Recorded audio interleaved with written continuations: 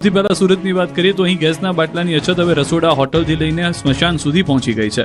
મૃતદેહોના અગ્નિ સંસ્કાર ગેસના બાટલા વગર અટકી પડ્યા છે। ઉમરા સ્મશાન ભૂમિને અત્યાર સુધી મફતમાં મળતો ગેસનો જથ્થો હવે ખરીદવો પડશે। ગેસના જથ્થા માટે હવે તબક્કાવાર ચૂકવણી કરવી પડશે। બીજી તરફ સ્મશાન ટ્રસ્ટીઓ દ્વારા મુખ્યમંત્રી સમક્ષ રજૂઆત કરીને સ્મશાનને ગેસ વિનામૂલ્યે જ મળતો રહે તેવી માંગ કરવામાં આવી છે। બાટલા ન ખૂટે તેવી કતારના દ્રશ્યો મહેસાણાના છે। ગેસના બાટલા નહીં મળે તો રસોઈ કેમ કરવી તેની ચિંતાને લઈને લોકોએ ઘરેલું ગેસના બાટલાને લઈને લાઈન લગાવી દીધી। બાટલા ઝડપથી મળે તે માટે બુકિંગને લઈને દરરોજ લાઈન લાગે છે। કલાકો સુધી લોકો ગેસની બોટલ લેવા માટે લાઈનમાં રહે છે। બીજી તરફ ગુજરાતમાં ગેસ પુરવઠાની સ્થિતિ અંગે અધિક મુખ્ય સચિવ મોના ખંદારે સ્પષ્ટતા કરી કે રાજ્યમાં ગેસની કોઈ અછત નથી અને પુરવઠો પૂરતો છે। તેમણે એલપીજી ગ્રાહકોને પણ પીએનજી ઉપલબ્ધ હોય ત્યાં એલપીજીમાંથી પીએનજીમાં કનેક્શન કન્વર્ટ કરવા સૂચના આપી। હાલ એલપીજીનો પુરવઠો 20% વધુ થઈ રહ્યો છે। કમર્શિયલ એલપીજી માટે 20%ની મર્યાદામાં ખુલ્લો મૂકવામાં આવ્યો છે।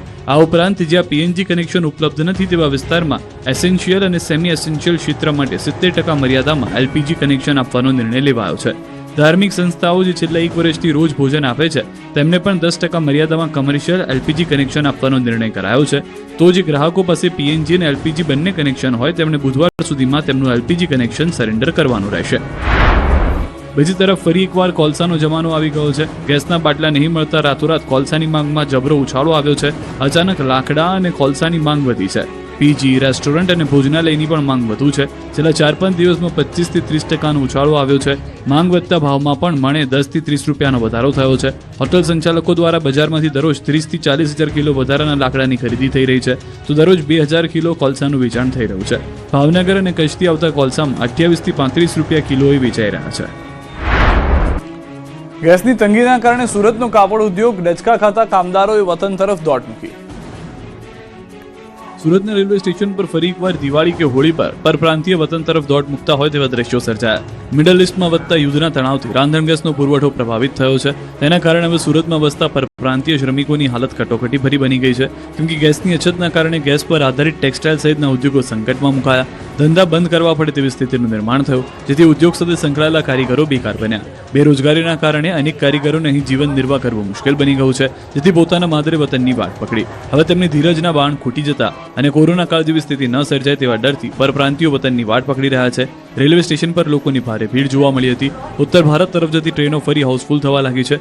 રેલવે સ્ટેશન બિહાર, યુપીના પરપ્રાંતિયો ખીચોખીચ ભરાઈ ગયેલા દ્રશ્યો જોવા મળ્યા છે। છેલ્લા 2 દિવસથી સુરત અને ઉધના રેલવે સ્ટેશન ઉપર શ્રમિકો વતન તરફ પ્રયાણ કરતા નજરે ચડી રહ્યા છે। ટ્રેનમાં બેસવા રીતસર લાઈનો લાગી રહી છે। અમદાવાદમાં ટ્યુશન ક્લાસીસમાં બેસવા મુદ્દે વિદ્યાર્થીઓ વચ્ચે ખેલાયો લોહિયાળ ખેલ। અમદાવાદ સહિતના શહેરોમાં વિદ્યાર્થીઓ નાની વાતમાં હિંસક બની રહ્યા છે। સ્કૂલમાં અભ્યાસ કરતા બાળકોમાં મારામારીના બનાવોમાં વધારો થઈ રહ્યો છે। ત્યારે અમદાવાદના ખોખરા વિસ્તારમાં સેન્ટ ઝેવિયર્સ અને ઘાટલોડિયાની નેશનલ સ્કૂલ બાદ શહેરના હીરાવાડી વિસ્તારમાં ધોરણ 11માં અભ્યાસ કરતા એક વિદ્યાર્થીને બીજા વિદ્યાર્થીએ ટ્યુશન ક્લાસમાં બીજા રૂમમાં બેસવા બાબતે છરીનો ઘા મારી દીધો। દ્રશ્યમાં જોઈ શકાય છે કે ધોરણ 11નો વિદ્યાર્થી ટ્યુશન ક્લાસીસના રૂમમાં જાય છે। તેના રૂમમાં જગ્યા ન હોવાથી તેના સાથી વિદ્યાર્થીને તેણે બીજા રૂમમાં જવાનું કહ્યું, જેના કારણે બંને વચ્ચે બોલાચાલી અને ગાળાગાળી થઈ। બાદમાં સગીર હીરાવાડી વિસ્તારમાં ઊભો હતો ત્યારે તેના પેટમાં છરીથી હુમલો કર્યો, જેથી બૂમાબૂમ થઈ। આસપાસના લોકો દોડી આવ્યા અને છરી મારનાર વિદ્યાર્થી ત્યાંથી ફરાર થઈ ગયો। સગીર સાથે ઊભેલો તેનો બીજો મિત્ર તેને રિક્ષામાં બેસાડીને સારવાર માટે તાત્કાલિક હોસ્પિટલ લઈ ગયો। આ બાબતે બાપુનગર પોલીસે ગુનો નોંધી આરોપી સગીર અંગે તપાસ